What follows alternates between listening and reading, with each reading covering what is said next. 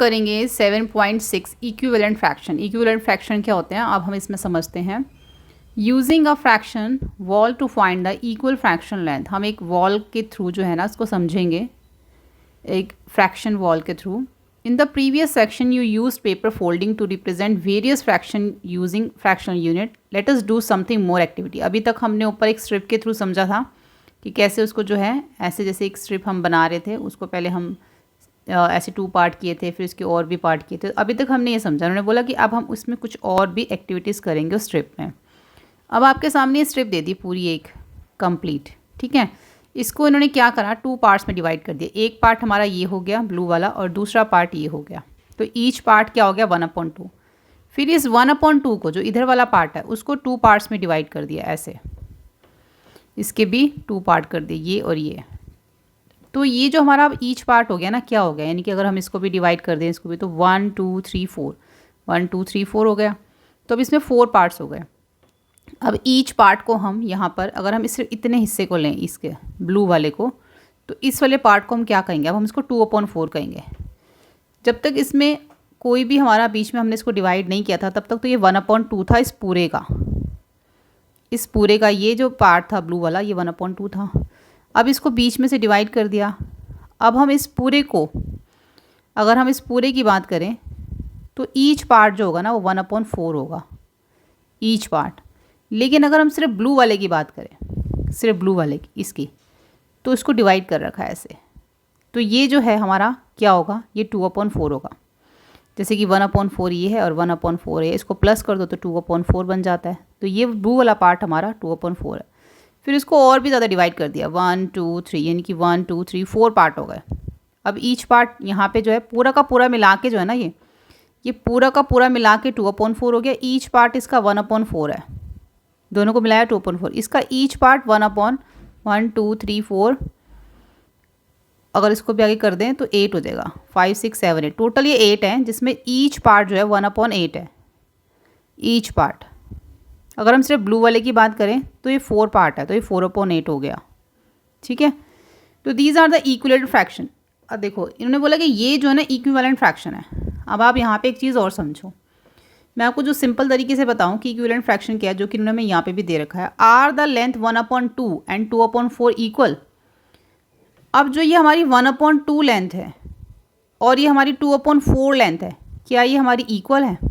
बिल्कुल इक्वल है, क्योंकि देखो उतना ही तो पार्ट है ब्लू वाला, उतना ही है ना, कोई एक्स्ट्रा तो नहीं इसमें ऐड किया, कुछ इसमें से माइनस तो नहीं किया, कुछ भी नहीं किया, बस इसको डिवाइड ही तो किया ऐसे करके बीच में।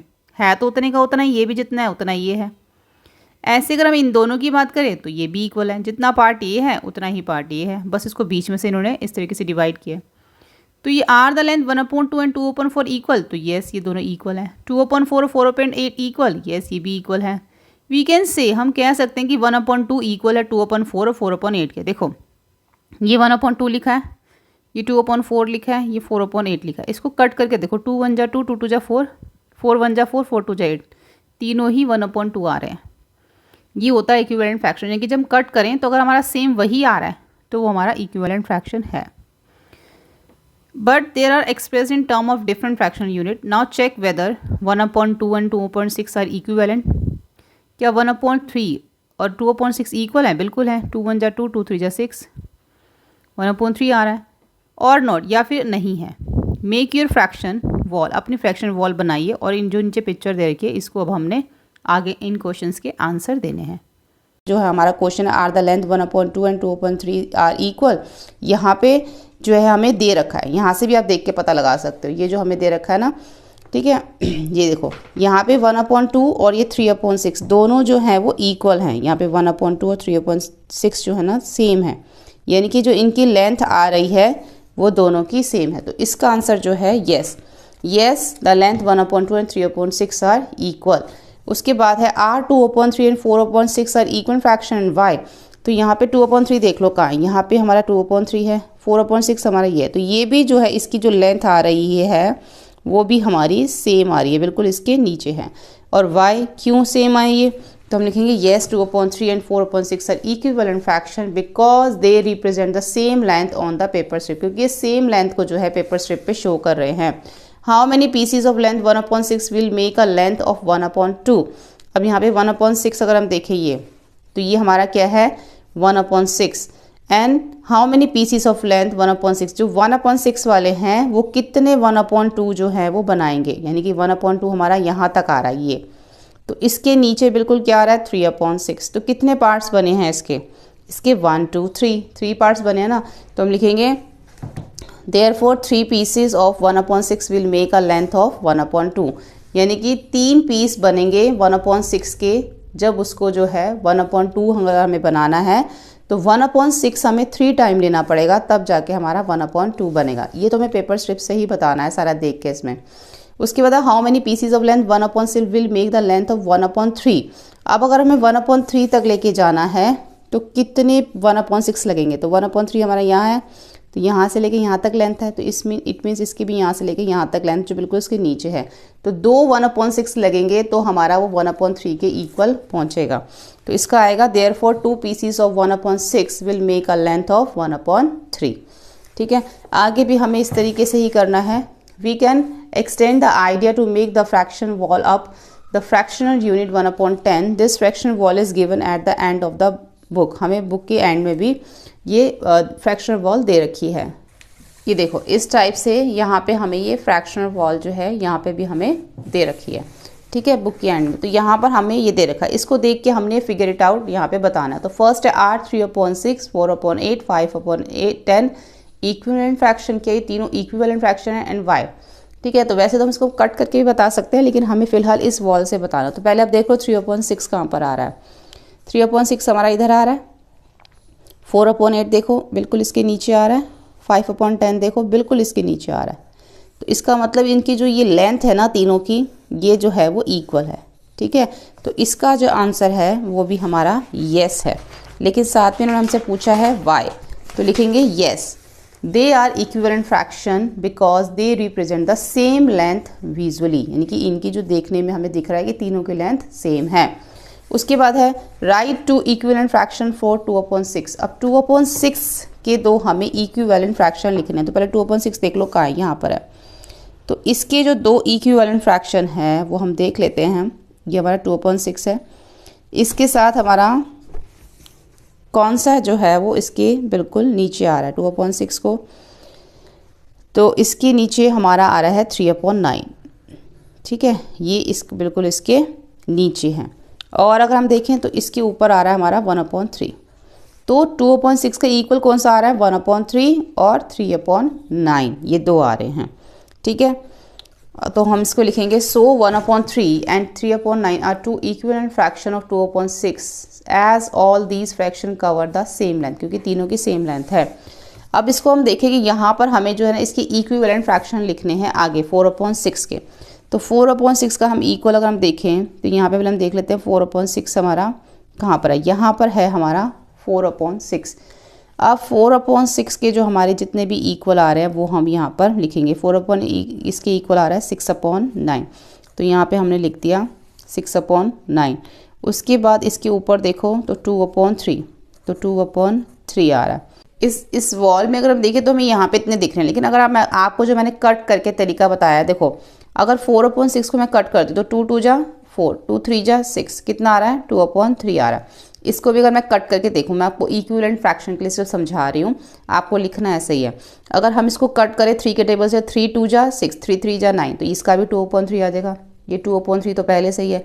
अगर हम यहाँ पे लिखते हैं 8/12, तो ये अगर आप उसको 4 के टेबल से कट करोगे ना, 4 3 जा सॉरी इसको आप 4 के टेबल से कट करोगे तो 4 2 जा 8 और 4 3 जा 12, तो यहाँ पे भी 2/3 आ जाएगा। अगर हम यहाँ पे लिखे 10/15, तो ये भी देखो 5 के टेबल से 5 2 जा 10, 5 3 जा 15, यानी कि ये सभी जो फ्रैक्शंस हैं ये हमारे इक्विवेलेंट फ्रैक्शन है कि सबका सेम आ रहा है, सब 2/3 हैं ये।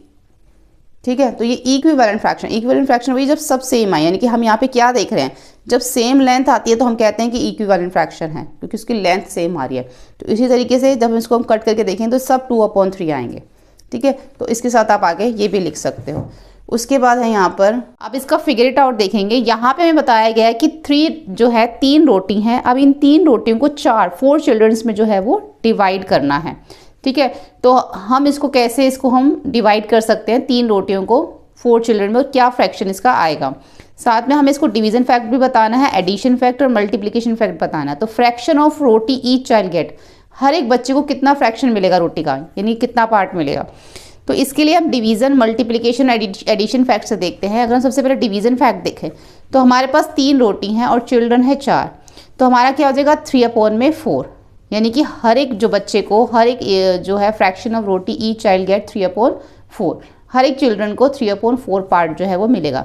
एडिशन फैक्ट से देखें, अब कितने बच्चे हैं 4 है, तो 3/4 प्लस 3/4 प्लस 3/4 प्लस 3/4, तो टोटल कितना हो गया, यानी कि इसके 12 पार्ट्स है, 1 2 3 4 5 6 7 8 9 10 11 12, तो यानी कि इसके 3/4 के कितने हो गए 12 पार्ट्स हो गए। इसको हम कट करें तो 4 1 जा 4, 4 3 जा 12, तो कितना हो गया 3 रोटी हो गई। ठीक है, उसके बाद अगर एडिशन फैक्ट देखें हम तो हमारे पास आएगा, मल्टीप्लिकेशन फैक्ट देखें तो 4 चिल्ड्रंस हैं और हर एक को 3/4 मिल रहा है, तो 4 × 3/4, यानी कि डिवीजन फैक्ट से करेंगे तो हम इस तरीके से करेंगे, एडिशन फैक्ट से ऐसे करेंगे और मल्टीप्लिकेशन फैक्ट से हम इस तरीके से करेंगे। तो 4 से 4 कट हो जाएगा, तो हमारे पास क्या आ गया 3, यानी कि कितनी रोटियां हैं 3 हैं। तो यहाँ पे हमें अलग अलग तरीके से पूछा, ऐसे ही नेक्स्ट क्वेश्चन भी सेम ऐसा है, fraction of roti each child gate 3/4 हो गया। डिवीजन मेथड से जब हमने इसको किया तो हमारा आया 3/4, एडिशन फैक्ट से आया हमारा 3, यानी कि 3 रोटियां हैं, और मल्टीप्लिकेशन फैक्ट से भी हमारा ये आया कि 3 है। डिवीजन फैक्ट से क्या आया हमारा कि हर एक चाइल्ड को कितनी जो है फ्रैक्शन पार्ट मिलेगा, ये आया। ठीक है, सेकंड देखो, सेकंड में हमें एक पिक्चर ड्रॉ करनी है to show how much each child get when 2 rotis are shared equally by 4 children. अब रोटी कितनी है 2, चिल्ड्रन कितने हैं 4। Also write the division, addition and multiplication fact. ठीक है, तो रोटियां कितनी हैं 2, अब चिल्ड्रन कितने हैं 4, तो the 2 holes divided into 4 parts. अब 2 को 4 पार्ट्स में डिवाइड करना है। डिवीजन मैथ से देखो तो 2 रोटी हैं 4 चिल्ड्रन, तो कितना हो गया 2/4, इसको कट कर दो, 2 1 जा 2, 2 2 जा 4, यानी कि हर एक को जो है 1/2 पार्ट जो है वो सबको मिलेगा, ऐसे 1/2 1/2 1/2 और 1/2, 4 चिल्ड्रन को हर एक को 1/2 पार्ट मिलेगा। एडिशन फैक्ट देखो तो यहाँ पर हमारा क्या आया था 2/4, तो यानी कि अब वैसे तो सबको यहाँ पे 2/4 है, लेकिन कट करके हमें पता चलता है कि 1/2 है, तो 2/4 प्लस 2/4 प्लस 2/4 प्लस 2/4, तो कितने का 2 4 6 8, 8/4, तो यहाँ जगह 4, यहाँ पे हम इसको काटेंगे 4 के टेबल से कट कर लो, 4 1 जा 4 और 4 2 जा 8, तो क्या आंसर आया 2, यानी कि कितनी रोटी है। एडिशन फैक्ट से भी पता चला कि 2 रोटी हैं, डिवीजन फैक्ट से पता चला कि हमने कितना पार्ट जो है वो सबको मिला, और मल्टीप्लिकेशन फैक्ट से देखें तो 4 रोटी है और सबको 2/4 अगर मिलती है तो 4 से 4 कट हो जाएगा, तो हमें पता चला कि 2 रोटीज हैं। ठीक है, तो इस तरीके से हमने फर्स्ट क्वेश्चन भी किया और सेकंड भी। अब हम थर्ड देखते हैं। थर्ड में देख लो, Anil was in a group where 2 cakes were divided equally among 5 children. अब केक कितने हैं 2, चिल्ड्रन कितने हैं 5, तो how much cake would Anil get. अब अनिल को कितना केक मिला वो हमें बताना है। तो इक्वली सबको इक्वली लिखा है ना, तो इसका मतलब सबको इक्वली ही बांटा गया है, डिवाइड किया गया है, उसमें से अनिल का हिस्सा हमें बताना है। तो Anil is in a group where 2 cakes were divided equally 5 children. अब अनिल भी उसी ग्रुप में है जिसमें 5 चिल्ड्रंस हैं और 2 केक्स को 5 चिल्ड्रन में डिवाइड किया गया है। इस तरह से 2 केक्स ले लो, हमने इसको 5 पार्ट्स कर दिए, तो each cake get divided into 5 parts. हर एक केक के हमने क्या किए 5 पार्ट्स किए हैं। ठीक है, हर एक केक के।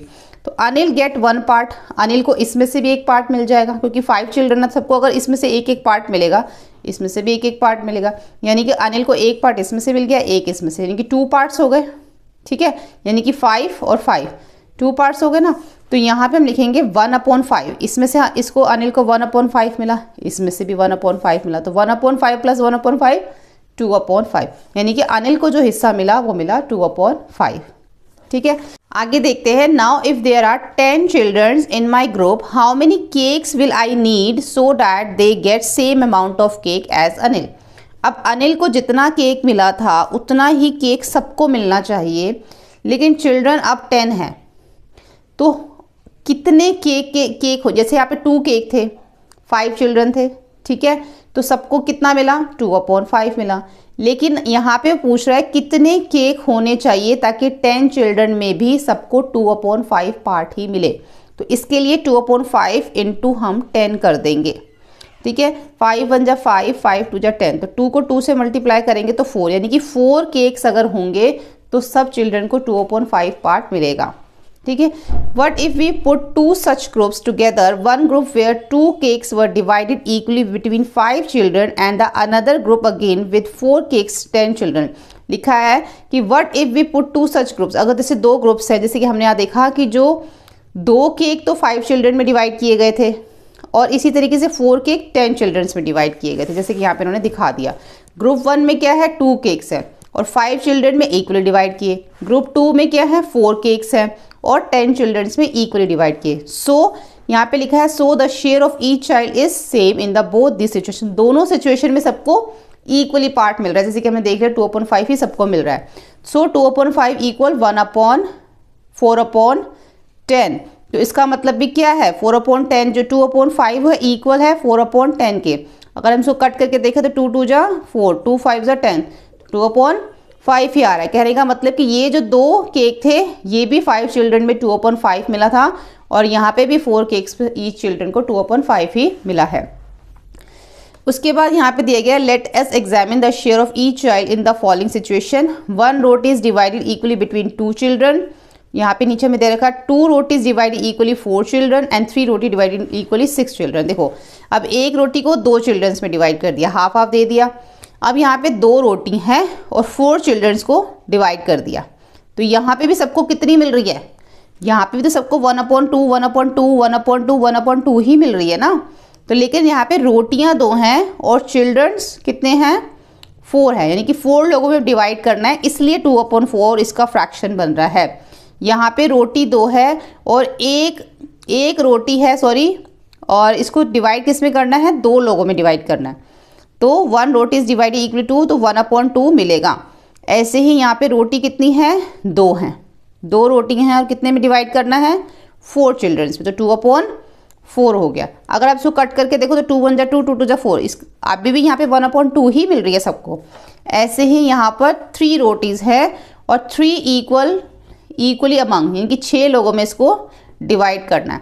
तो यहाँ पे भी सबको 1/2 यहाँ पे 1/2 1/2 ही मिल रहा है सबको। इसका कहने का मतलब ये है कि देखो fraction were the share are equal called equivalent fraction. अब यहाँ पे सबको इक्वल ही रोटी मिल रही है 1/2, यहाँ पे भी सबको 1/2, इधर भी 1/2, तो ये इक्विवेलेंट फ्रैक्शन है। यहाँ पे भी कट करके देख लो 3 1 जा 3, 3 2 जा 6, 1/2 ही आ रहा है। तो ये सब क्या है, ये हमारे इसके थ्रू उन्होंने बताया कि ये इक्विवेलेंट फ्रैक्शन है जो सेम है। ठीक है, सबको सेम जहाँ पे मिलती है। ऐसे हम यहाँ पे और भी इक्विवेलेंट फ्रैक्शन लिख सकते हैं, write them in the box. ठीक है, उसके बाद आप जैसे कि यहाँ पे अगर आप लिख दो 5/10, तो ये भी हमारा 1/2 है, 5 1 जा 5 और 5 2 जा 10। ऐसे 6/12 भी लिख सकते हो यहाँ पे आप 8/16 लिख सकते हो, यहाँ पे आप 9/18 लिख सकते हो, ऐसे लिख सकते हो, या 7/14 भी लिख सकते हो। तो ये सब हमारे 1/2 हैं। उसके बाद नीचे आ जाता है कि यहाँ पर देखो, यहाँ पे भी क्या किया गया, 2 रोटी हैं 3 चिल्ड्रन हैं, तो यहाँ पे 2 रोटीज़ को 3 में जो है वो हम इसको अगर फ्रैक्शन में लिखें तो 2/3 आएगा। ऐसे ही यहाँ पे देखो कितनी रोटी हैं, यहाँ पे हमारे पास 4 रोटीज़ है और 6 चिल्ड्रन है, 1 2 3 4 रोटी है और 6 चिल्ड्रन, तो 4/6 इसका फ्रैक्शन बन गया। यहाँ पे 6 रोटी हैं और 9 चिल्ड्रन, तो 6/9 इसका फ्रैक्शन बन गया। आप इसको आप कट करके देख लो, तो आपको 2 के टेबल से कट करते हो तो 2 2 जा 4 और 2 3 जा 6, तो देखो ये भी 2/3 है। 6/9 को करते हो 3 के टेबल से 3 2 जा 6, 3 3 जा 9, ये भी 2/3 है। तो इक्विवेलेंट फ्रैक्शन है ये, सारे के सबको देखो इक्वल रोटी मिल रही है। ठीक है, अब इसका फिगर इट आउट आ जाता है। इसके फिगर इट आउट में है फाइंड द मिसिंग नंबर। अब हम मिसिंग नंबर कैसे पता लगाएंगे वो हम देखते हैं। देखो 5 ग्लासेस ऑफ जूस है, shared equally among 4 friends, 4 friends में इसको बांटना है, is the same as dash glasses of juice shared equally among 8 friends. तो कितना है, 5 ग्लासेस जूस है अमंग 4 चिल्ड्रन, 4 चिल्ड्रंस में इसको बांटना है, इज द सेम एज, तो सबको बताना है, यहाँ हमें बताना क्या है, of the juice shared equally among 8 friends. तो यहाँ पर हमें बताना है कि 5 ग्लासेस जो जूस था वो 4 चिल्ड्रंस में इक्वली इन्होंने डिवाइड कर दिया, तो 5/4 हो गया। ऐसे ही यहाँ पर कितना जूस है, जूस की हमें यहाँ पे क्वांटिटी निकालनी है जो 8 फ्रेंड्स में जो है इन्होंने डिवाइड किया है। तो इसके लिए हम क्या करेंगे, हम ये देखेंगे कि 5/4 हम लिखेंगे हम देखेंगे 5 के टेबल में 8 कितने पे आता है, 2 पे, तो हमारे पास 8 आ गया। सेम उसी नंबर से ऊपर मल्टीप्लाई कर देंगे तो 10, यानी कि 10 ग्लासेस जूस है, जो कि 8 जो जूस को शेयर किया गया है 8 फ्रेंड्स में, तो 10/8। तो सिंपल है, जिस भी नंबर पे आता है हमारा 8, जैसे 2 पे आता है तो 2 से मल्टीप्लाई नीचे भी करेंगे और ऊपर भी, बस इसमें इतना ही करना है, ठीक है। और नेक्स्ट क्वेश्चन भी जो है वो सेम हमारा इसी तरीके से हम उसको करेंगे। अब 4 kg ऑफ पोटैटोस है, डिवाइडेड कितने लोगों में किए, equally 3 bags, is the same as 12 kg of potatoes divide equally dash by. 4 kg जो है 3 बैग्स में इन्होंने डिवाइड कर दिए, तो 4/3 हो गया। अब यहाँ पे 12 kg पोटैटो कितने बैग्स में जो है वो डिवाइड होंगे, तो 4 × 3 करते हैं तो 12 आता है। इसी तरीके से 3 × 3 करेंगे तो 9, यानी कि सेम नंबर से हमें ऊपर नीचे मल्टीप्लाई करना होता है, यानी कि 12 kg पोटैटोस 9 पैकेट्स में जो हैं वो इक्वली डिवाइड किए जाएंगे। इसके बाद 7 रोटीज़ हैं, divided among 5 children is the same as dash rotis divided among the dash children. अब देखो 7 रोटीज़ को 5 चिल्ड्रंस में क्या किया गया, डिवाइड किया गया, सेम एज रोटीज़। अब सेम ही रोटीज़ हैं डिवाइडेड इन डैश चिल्ड्रन, तो सेम रोटी को कितने चिल्ड्रंस में जो है यहाँ पे डिवाइड किया जाएगा। तो हम यहाँ पे लिखेंगे सेम रोटी का मतलब क्या है, देखो अगर मैं यहाँ पे 7 को 2 से मल्टीप्लाई करती हूँ तो 14 आता है। सेम उसी नंबर से अगर मल्टीप्लाई नीचे भी करती हूँ तो हमारा 10 आता है। और अगर मैं इसको काट के देखती हूँ तो 7 2 जा हमारा आता है यहाँ पे 14 आता है, ठीक है। तो यहाँ पे अगर हम 2 के टेबल से कट करेंगे तो 2 7 जा 14 आता है और 2 5 जा 10 आता है। अगर हम 2 के टेबल से कट करें तो हमारा वही हमारा 7/5 ही आ जाता है। तो इट मीन्स यहाँ पे हमारा आएगा 14/10, यानी कि यहाँ पे लिखा है 7 rotis divided among 5 children is the same as 14 rotis divided among the 10 children, ठीक है। एक तरह से ये हमारा इक्विवेलेंट फ्रैक्शन ही है, क्योंकि 14/10 को अगर 2 से कट करोगे तब का 7/5 ही आएगा, ठीक है। उसके बाद हमारा आगे क्या है, यहाँ पे हम देख लेते हैं, in which group will each child get more chikki. अब फिर से चिक्की वाला हमारे सामने आ जाता है। चिक्की डिवाइडेड बिटवीन 2 चिल्ड्रन और 5 चिक्कीज डिवाइडेड अमंग 8 चिल्ड्रन। यहाँ पे लिखा है कि 2 चिक्की डिवाइडेड बिटवीन 2 चिल्ड्रंस, एक चिक्की है जिसको 2 बच्चों में बांटा गया, 5 चिक्कीज हैं जिसको 8 चिल्ड्रन में बांटा गया। तो सो वी मस्ट कंपेयर, यानी कि 1/2 हो गए, एक चिक्की को 2 में बांटा गया, 5 चिक्की को 8 में, विच इज़ मोर, दोनों में से कौन सी चिक्की ज़्यादा है। तो यहाँ पे हमें कंपैरिजन करने के लिए बोला गया। तो जब भी हमें कंपैरिजन करने के लिए बोला जाता है तो जो हमारे डिनोमिनेटर हैं वो सेम होने चाहिए। जब तक हमारे डिनोमिनेटर सेम नहीं होंगे हम कभी भी कंपैरिजन नहीं कर पाएंगे। तो हमें जो है दोनों में 8 चाहिए, जो हमारा बड़ा जैसे देखते हो ना, जब हम देखते हैं 2 है 8 है, तो दोनों में हमें 8 चाहिए, दोनों में हमें 2 नहीं चाहिए, क्योंकि देखो 8 के टेबल में 2 तो नहीं आ सकता। तो हम 1/2 करेंगे, इसको 4 से मल्टीप्लाई करेंगे, सेम ऊपर भी उसी नंबर से, तो 4/8 हो जाएगा। और ये हमारे पास है 5/8, दोनों सेम हो गए। तो 4 और 5 में से कौन सा बड़ा है, तो ग्रेटर है 5, तो 5/8 जो है वो ग्रेटर हो जाएगा 4/8 से, ठीक है। इस तरीके से आपको याद रखना है, जब भी हम कंपैरिजन करें फ्रैक्शन में तो पहले डिनोमिनेटर सेम कर लो। जब डिनोमिनेटर सेम करोगे तो न्यूमिनेटर देख लो दोनों में से कौन सा बड़ा है। किसी किसी केस में न्यूमिनेटर सेम होगा, अभी तो फिलहाल यहाँ पे नहीं है। जब वो ऐसा कुछ आएगा तो मैं आपको बता दूंगी उस केस में क्या करना है। फिलहाल जब भी डिनोमिनेटर सेम हो जाए तो देखो दोनों में से कौन सा ग्रेटर है, ऊपर वाले नंबर में से वही फ्रैक्शन जो है वो हमारा बड़ा होगा, ठीक है, वही हमारा ग्रेटर होगा। अब आगे दे रखा है, what about the following groups, in which group will each child get more. Chikki divided between, यहाँ पे देखो 2 की जगह 7 आएगा, ठीक है, यहाँ पे रॉन्ग प्रिंटिंग है। चिक्की डिवाइडेड बिटवीन 7 चिल्ड्रंस, और 4 चिक्की को 7 चिल्ड्रंस में डिवाइड किया गया, यानी कि एक चिक्की का हो गया 1/7, एक चिक्की का हो गया 1/7, और 4 चिक्कीज को 7 चिल्ड्रन में डिवाइड किया तो 4/7, तो 1/7 और 4/7 हो गया। आप हम देख के बता सकते हैं कि 1/7 में से 4/7 कौन सा ग्रेटर है, 4/7 जो है वो ग्रेटर है इसमें। अब यहाँ पे देखेंगे, find the equivalent fraction for the given pairs of fraction such that the fractional unit are the same. अब यहाँ पे हमें क्या फाइंड करना है, इक्विवेलेंट फ्रैक्शन जो है वो फाइंड करना है फॉर द गिवन पेयर, जो भी हमें पेयर्स दे रखे हैं ताकि उनकी जो फ्रैक्शन यूनिट है वो सेम हो। तो हमें दे रखा है 7/2 एंड 3/5। तो इसका जो है हम देखो यहाँ पे हम 2 के टेबल में 5 नहीं आता, 5 के टेबल में 2 नहीं आता। तो इस केस में क्या करेंगे, अभी तक हम क्या कर रहे थे, जब हमें डिनोमिनेटर सेम करने थे तो हम देख लेते थे जो बड़ा वाला नंबर है तो हम दोनों के डिनोमिनेटर सेम कर लेते थे। जैसे कि अभी हमने पीछे किया था, जैसे कि यहाँ पे लिखा था 1/2 और यहाँ पे लिखा था 3/4। तो हमें बताना कौन सा ग्रेटर है। तो इसमें हम इस केस में क्या कर रहे थे, इसको भी हम 4 बना रहे थे। 1/2 को 2 से मल्टीप्लाई कर रहे थे, सेम ऊपर उसी नंबर से कर रहे थे, तो 2/4 आ रहा था। एक हमारे पास 3/4 था।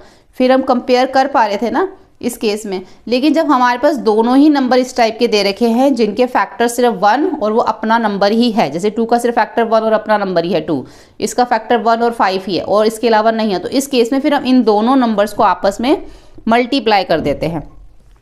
तो फिर हम क्या करेंगे, यहाँ पे अगर हम 2 को और 5 को मल्टीप्लाई करेंगे तो 10 आएगा। अब इसका मतलब ये है कि हमें जो डिनोमिनेटर चाहिए वो चाहिए 10। तो 7/2 लिखेंगे और 3/5 लिखेंगे। तो 2 को 5 से मल्टीप्लाई करेंगे तो 10 आएगा। सेम उसी नंबर से करेंगे तो 35। 5 को 2 से मल्टीप्लाई करोगे तो 10, सेम उसी नंबर से करोगे तो 6। तो हमारे पास क्या आ गया, 35/10 और 6/10 आ जाता है।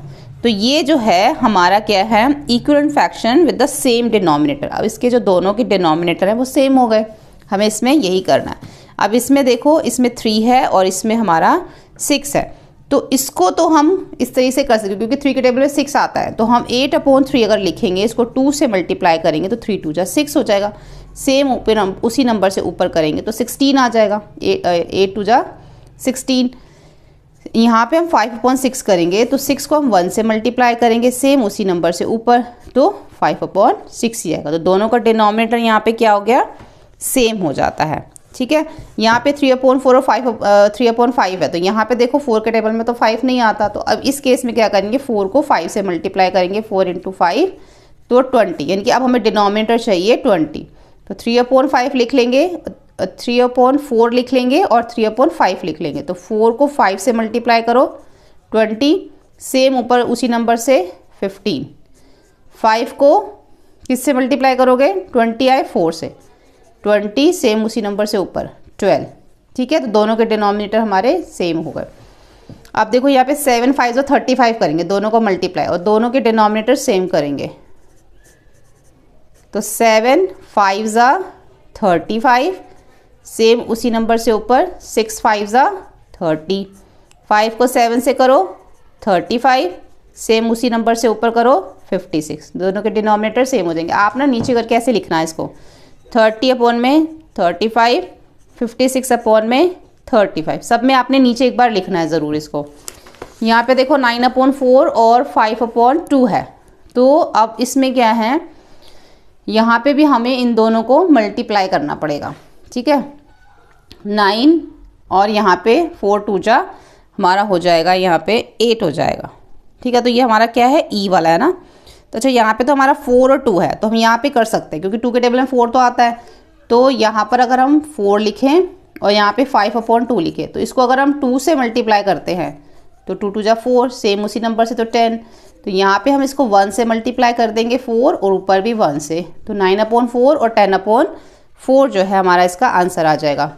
यहाँ पे देखो 1/10 और 2/9। तो यहाँ पर 9 के टेबल में 10 और 10 के टेबल में 9 तो नहीं आता। तो इस केस में हमें दोनों को मल्टीप्लाई करना पड़ेगा, 10 और 9 को, तो 90 हो जाएगा। 1/10 को 9 से मल्टीप्लाई करो, सेम उसी नंबर से, तो 9/90 आ जाएगा। ठीक है, हमें अब इसमें ना हमें 10 × 9 करेंगे तो हमें 90 ही चाहिए डिनोमिनेटर, तो इसलिए हमें 9 से किया। 2/9, 9 को 10 से मल्टीप्लाई करो, ऊपर भी 10 से करो, तो 20/90 आ जाएगा। ठीक है, अब यहाँ पे देखो 3 के टेबल में 4 या 4 के टेबल में 3 नहीं आता, तो इन दोनों को मल्टीप्लाई कर दो। 3 4 जा कितना हो जाएगा, 12 हो जाएगा। इनकी डिनोमिनेटर हमें क्या चाहिए, अब 12 चाहिए। तो 3 को 4 से मल्टीप्लाई करोगे, सेम उसी नंबर से, तो 8 4 जा हो जाएगा 32 और नीचे 12। 11 को हमें क्या चाहिए, 12 चाहिए, तो 4 को 3 से करो 12, सेम उसी नंबर से करो ऊपर 33। तो दोनों के डिनोमिनेटर सेम आ गए। 13/6 एंड 1/9 देखो, अब 6 और 9 दोनों 3 के टेबल में आते हैं। तो इन दोनों का जो कॉमन मल्टीपल है वो 18 है, इनकी 6 के टेबल में भी 18 आता है और 9 के टेबल में भी 18 आता है। तो जब ऐसे दो नंबर्स जो सेम टेबल में आते हैं तो उनका फिर हम कॉमन मल्टीपल ले लेते हैं। तो अब हमें दोनों का डिनोमिनेटर जो है वो 18 करना है, क्योंकि 6 और 9 का दोनों का जो कॉमन मल्टीपल है वो 18 है।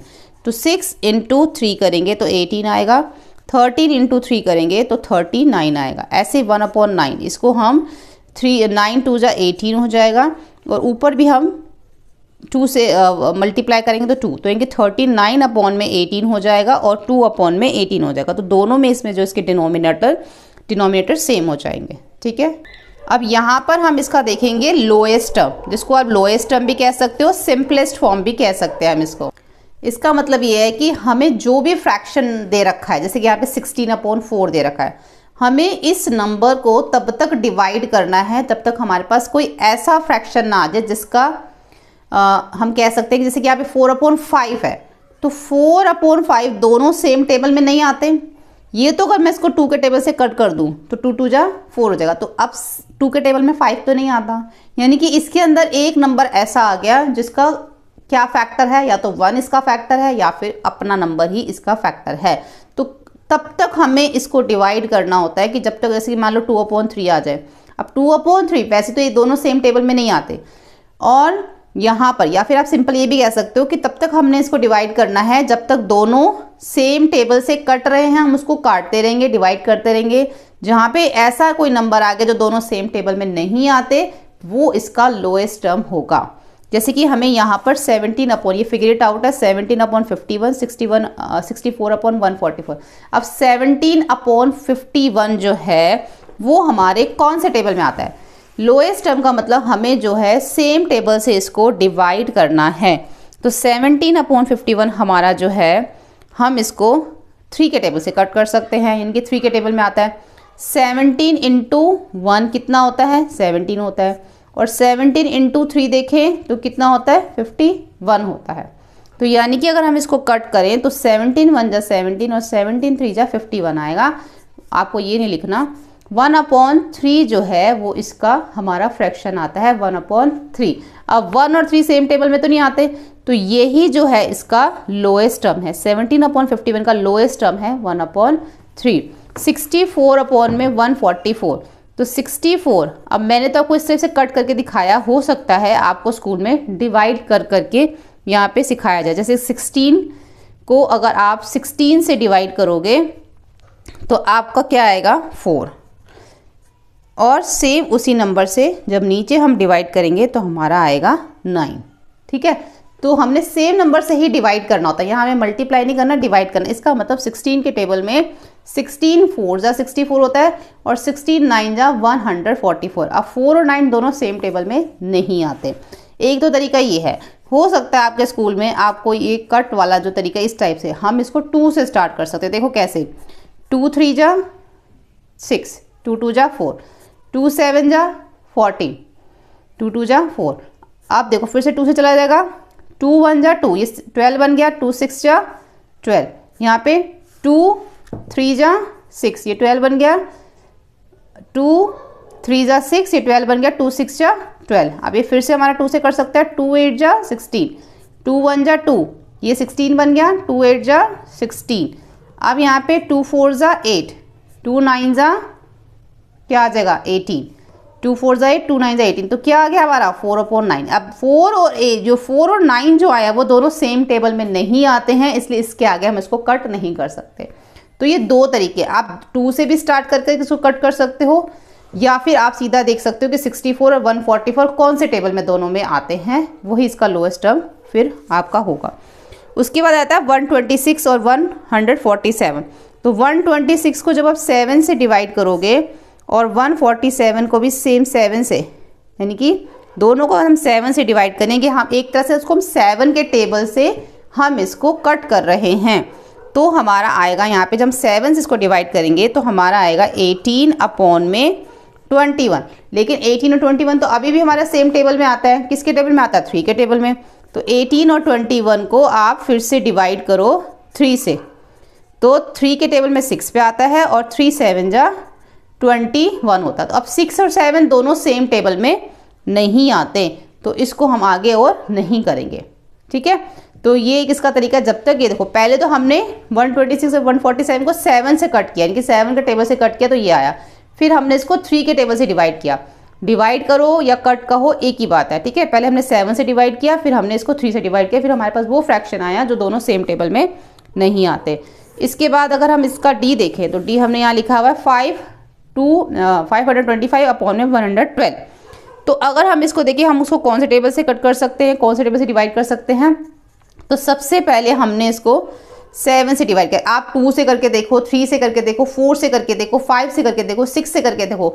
जब आप देखोगे उन सब से नहीं हो रहा, फिर आप 7 से करके देखोगे तो आपका ये जो है 7 से डिवाइड दोनों हो जाएंगे और आपका आएगा 75 अपॉन में 16 आएगा। अब ये दोनों जो हमारे नंबर आए हैं ये दोनों सेम टेबल में नहीं आते हैं, ठीक है। तो 75 अपॉन में 16 इसका जो है वो लोएस्ट टर्म है या सिंपलेस्ट फॉर्म है, दोनों में से आप कुछ भी कह सकते हो, ठीक है। तो ये हो गया हमारा इसका फिगर इट आउट।